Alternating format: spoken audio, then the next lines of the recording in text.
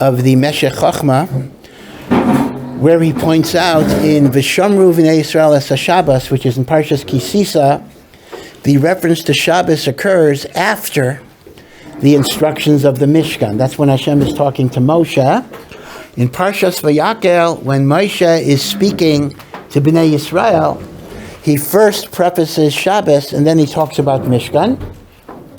If you look in Rashi, who explains the juxtapositions, Rashi gives the identical commentary that the idea is Shabbos overrides Mishkan and you're not allowed to build a Mishkan on Shabbos because you're not allowed to do Malacha. According to Rashi, the obvious question is, so why does the Torah reverse the sequence? So the Chiddush of the Meshech Chochmah is very, very different. The Meshech Chochmah says when God speaks to Moshe in Kisisa, that is before the Chet HaEgel, and before the Chet HaEgel, Mishkan has primacy. Mishkan would be Docha Shabbos, and it's only after the Chet HaEgel, which is Vayakel, in which Shabbos is more important than Mishkan, and he basically differentiated between the Mishkan as a preliminary to bringing a korban versus the Mishkan as an act of korban in and of itself. Because remember, korbanos can be brought on Shabbos, preliminaries cannot. Before the Chet HaEgel, you didn't need a preliminary to serve God. The Mishkan was itself a korban, and that's why you could build it on Shabbos. It's only after the Chet HaEgel, we have a certain distance from Hashem, we need that preliminary. So I want to show you a beautiful, beautiful diuk that he has. He says, in the V'shamru v'nei Yisrael, when it says, right, not doing Shabbos, so it says, if you do Malacha on Shabbos, mos yumas, you shall die. You shall surely die. I'm sorry, does it have a chumash? I want to check the pasuk to be sure, because this depends on the exact wording. Let me just find this. Thank you. Yeah, let's look in Kisisa here.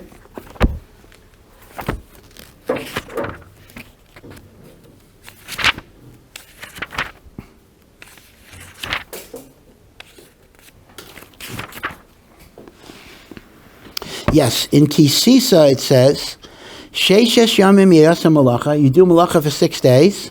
Ubayom HaShvi'i Shabbos Shabboson Kodesh Lashem, on the 7th day it is a day of rest that is holy for Hashem. Kol ha'iseh Malacha b'Yom HaShabbos, anyone that does Malacha on Shabbos day, mos yumas.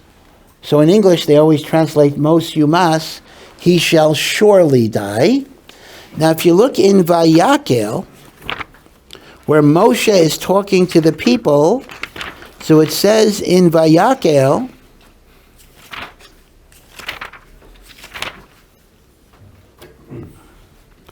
Kol ha'oseh bo malacha yumas.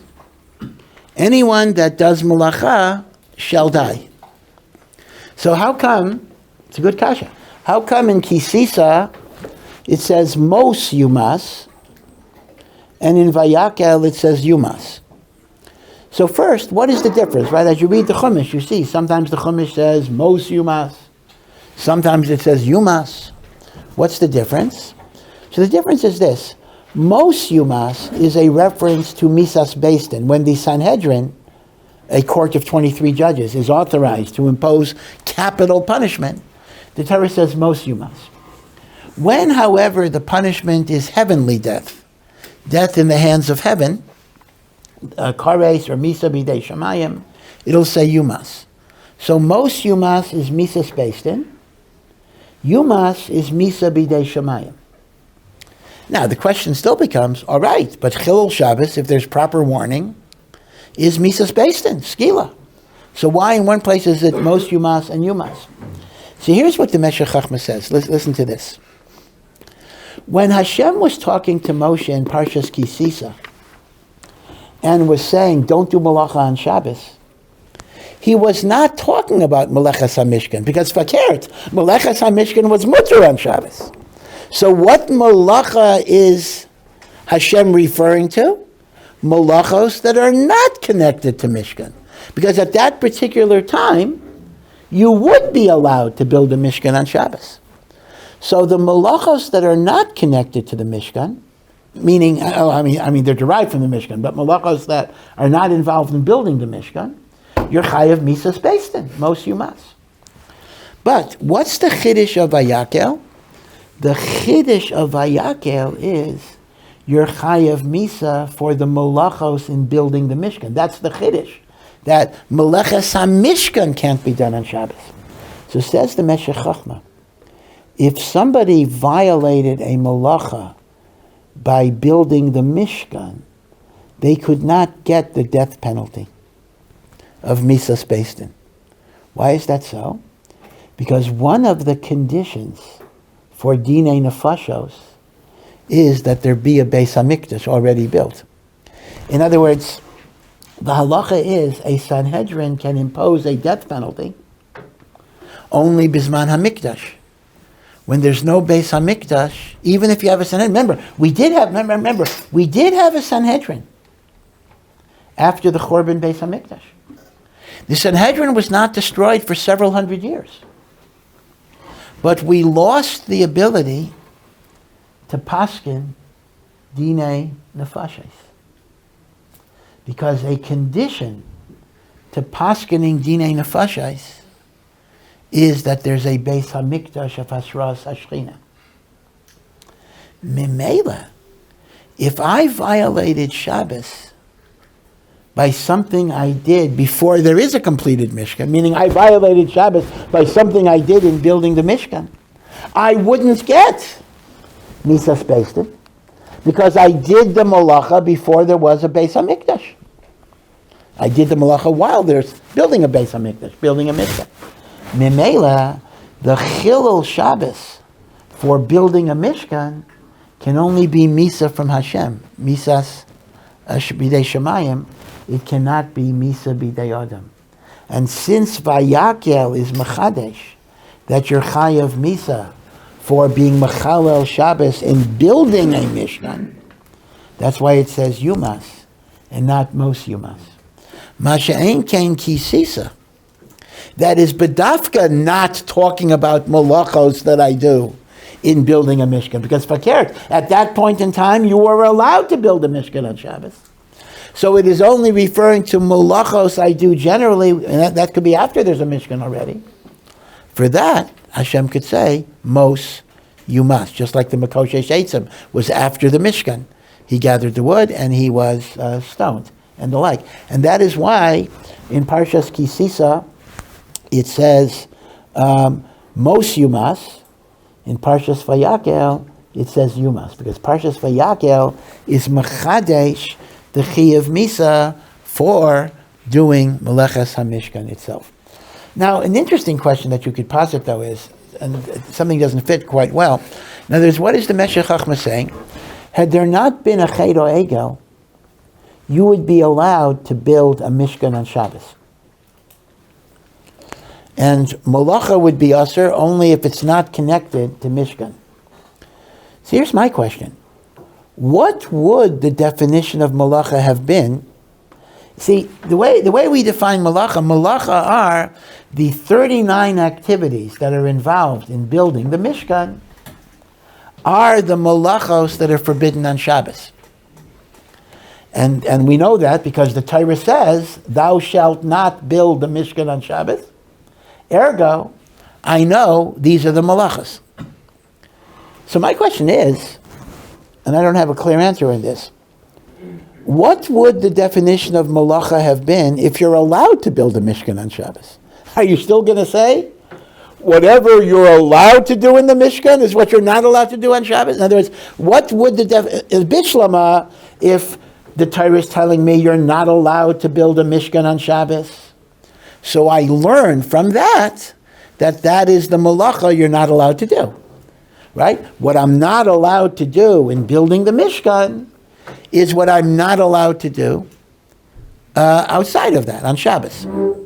But if the pshat is, before the ego, I was allowed to do this on Shabbos, for the Mishkan, so would that have still been the definition of the malachos that are aser? That's a little bit of a tzarachin. It seems that it still would have been, even though you're not extrapolating from a prohibition to a prohibition, you're extrapolating from a heter to a prohibition. You're saying, those 39 things that I can do for the Mishkan are malachos in Shabbos. Well, I guess maybe the raya would be, because if putting Shabbos after Mishkan is telling me you're allowed to desecrate Shabbos to build a Mishkan, so that would imply it's desecration of Shabbos. That itself would imply that these are the activities that are called Chilul Shabbos, even though I'm giving you a heter to do it for the Mishkan. So I guess you could get your definition of Malacha even if the Torah tells me you're allowed to build a Mishkan, because the Torah is telling me you're allowed to violate Shabbos. In other words, it is a violation of Shabbos.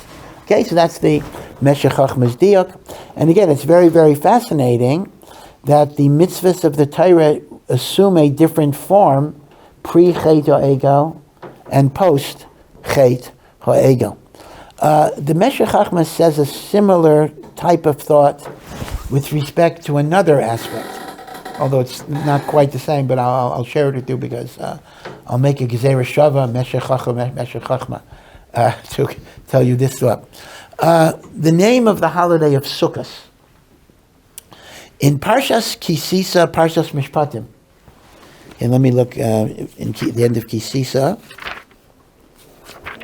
there's a little discussion, a few psukim about the Shalosh Regalim, the 3 pilgrimage festivals, when we get to Eretz Yisrael.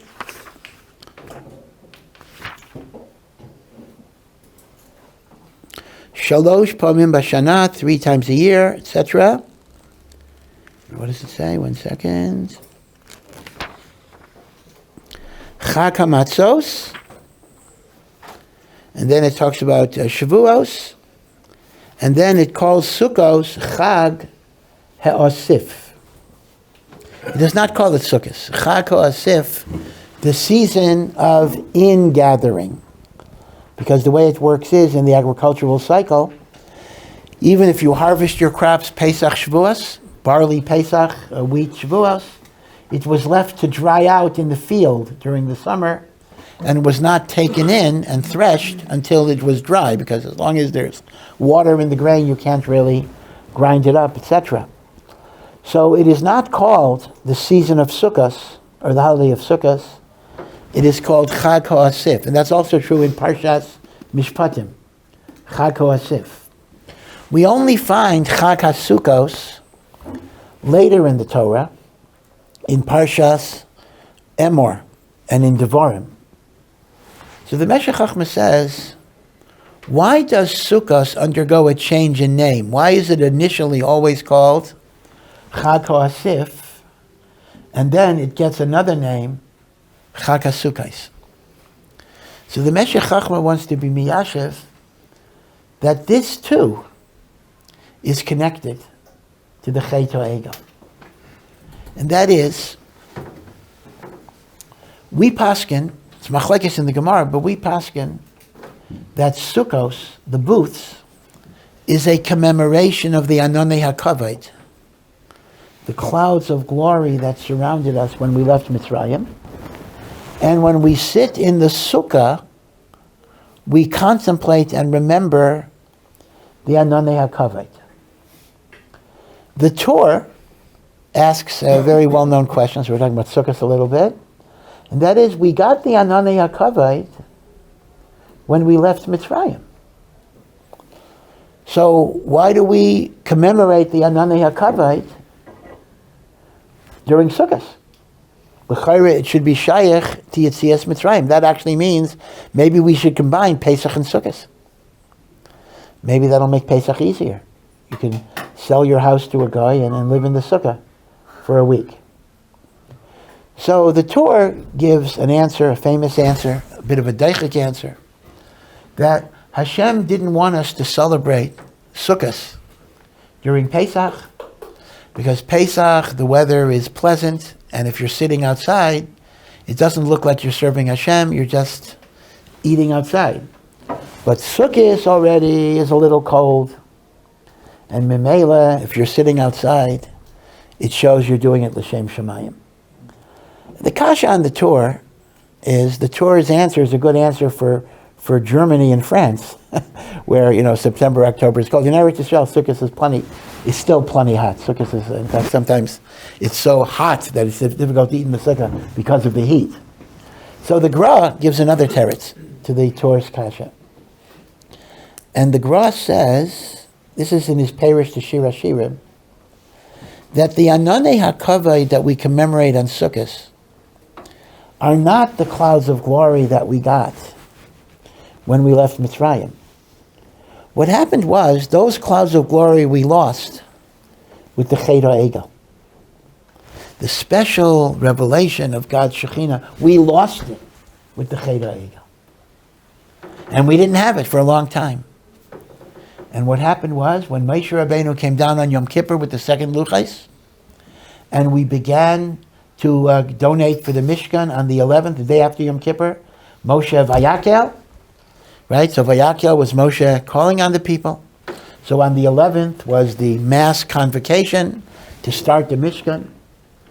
On the 12th and the 13th were the donations. On the 14th was the census, Pikudei, not the census, but the accounting. Moshe counted everything. And on the 15th, which was really the beginning of starting the Mishkan, the clouds of glory came back.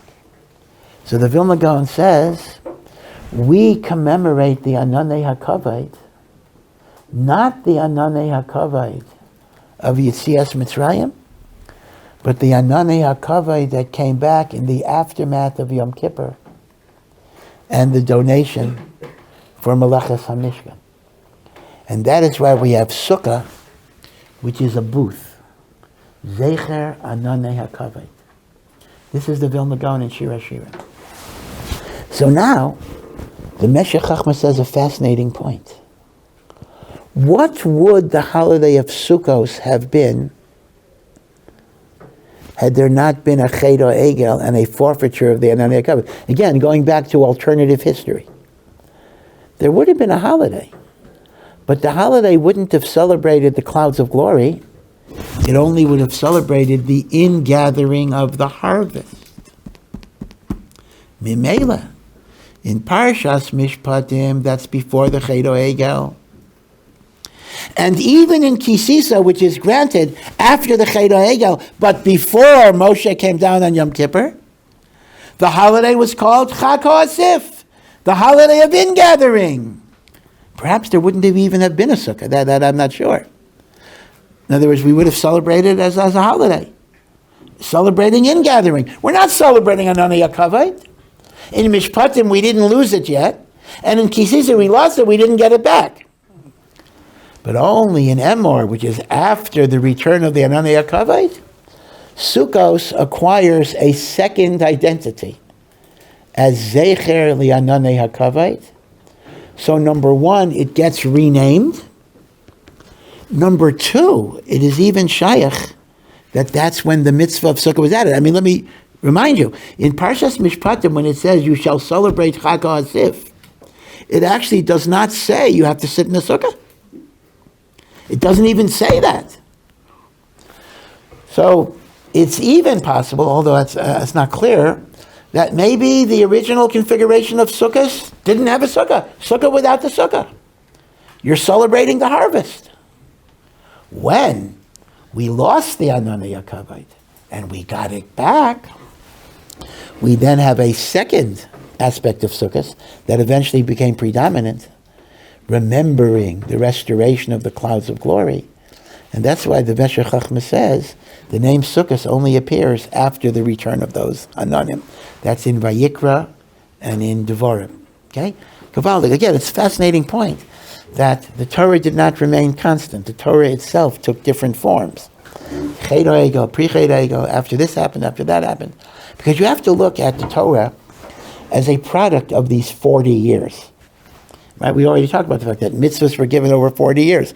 So the 40-year period, things are very fluid. The notion that the Torah is unchangeable, and that's true, is when Moshe Rabbeinu died, that was it. The Torah is final. You can't add to it, you can't subtract. But during the 40 years, things do happen.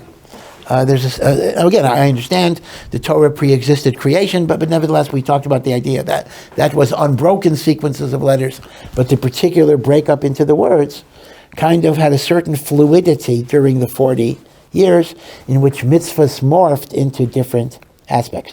Very, very interesting. And again, as I say, that is not a contradiction to the Rambam's ikar, that the Torah will never be changed, because that is really saying once Moshe dies, the Torah is fixed, the Torah is set.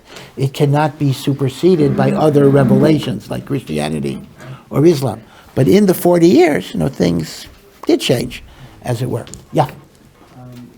Doesn't that only seem to go with the Malacha that I mentioned before in regards to whether the Torah is Megillah Ditna or Chatuma Ditna? So according to the one who says that Chatuma Ditna, Yeah. it should seemingly the fluid aspect that I was mentioning shouldn't really be possible. No, but that's not true, because Chasuma Nitna means it was written at the end of the 40 years. So what the Torah still wants to document, the Torah still wants to kind of give you historical evolution. It says, you're writing down the Torah, and I'm telling you that at that stage in your history, this was the mitzvah, and at this stage in your history, this is the mitzvah. That's still going to be valuable. That, in other words, part of the final story is to also give you the process of how things change. So I see your point that by the time the Torah was written, it already had Sukkos, but still, you want to be merames to the fact that at one point it went from Chag HaAsif to Chag HaSukkos, and the Meshech Chachma says that too was a result of the Chet HaEgel, but not the Chet, but the restoration after Yom Kippur. Yeah. If we're assuming that both of these reasons were taught, I guess depending if Moshe knew those or not, wouldn't that presuppose that he knew about the Chet HaEgel? Well, where do you get that? I'm not sure. I guess maybe my question is: would Moshe knew of both those reasons for the name of the holiday, both because of the gathering and both because of the clouds of glory? When he was taught at Har Sinai of this concept. So that's the interesting question.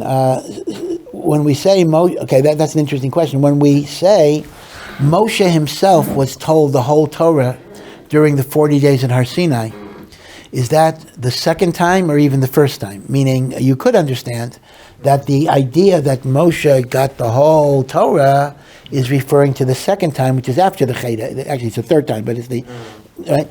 So the first time, it could be he didn't have that knowledge. It could be that the first time God gave him the Torah based on a non-Chet Egel, and in other words, otherwise you have a little bit of a problem. This is a general issue, and that is, it took Moshe 40 days to absorb the Torah, right? So why did he do it again a second time? It took him the same 40 days. I mean, he didn't remember. What's the purpose of doing the same thing again? Did Hashem tell him the second time the same thing he told him the first time? Because if that's the case, why does he need to go through it again? It could be, we don't know, it's because we don't have a transcript, we don't know.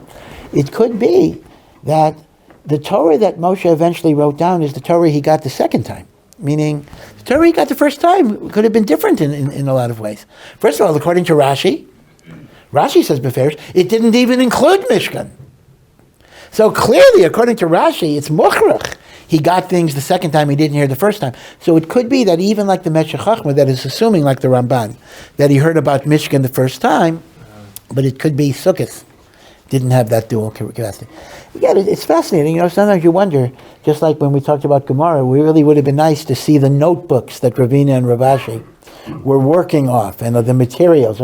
Again, maybe I'm being egotistical. I think of my office, that mess of my office. Ravina and Ravashi, multiply it by 10,000 times. All the things they had to look at. Well, it would have been fascinating to what did Moshe hear in the first 40 days? And how different was that from what he got the second? Now, the second 40 days, he got our Torah, although he didn't write it down. He didn't write it down till later.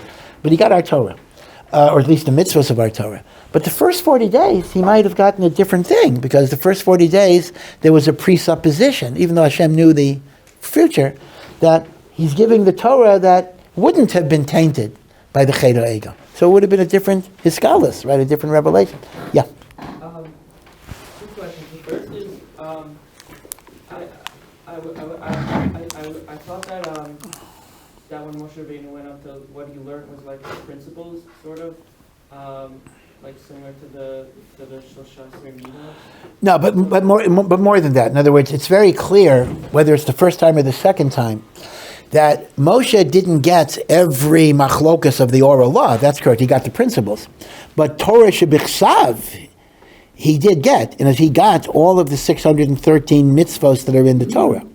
So that much he did get, even if all of the oral interpretations were left to drushos that came later. So he did get, maybe not the narratives that we discussed, but at least the 613 mitzvos. So the question becomes, did he get the mitzvah of Sukkah the first time he was at Har Sinai, if the mitzvah of Sukkah is a response to a return of the Anan HaKavod, right? So that's what we're speculating. So is it possible that those principles were also like changed in some way? Like that?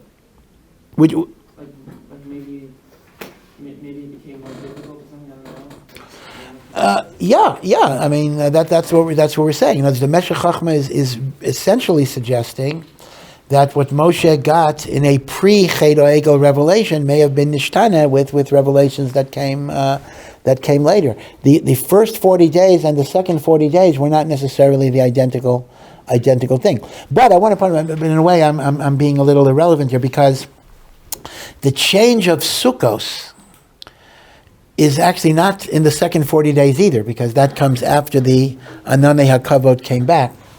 So that's an interesting question. So I'm going back to your question. So even the second 40 days is before the Ananei HaKavod came back, but at least Moshe Rabbeinu knew there was a Cheder Egel, so God could effectively tell him that ahead of time.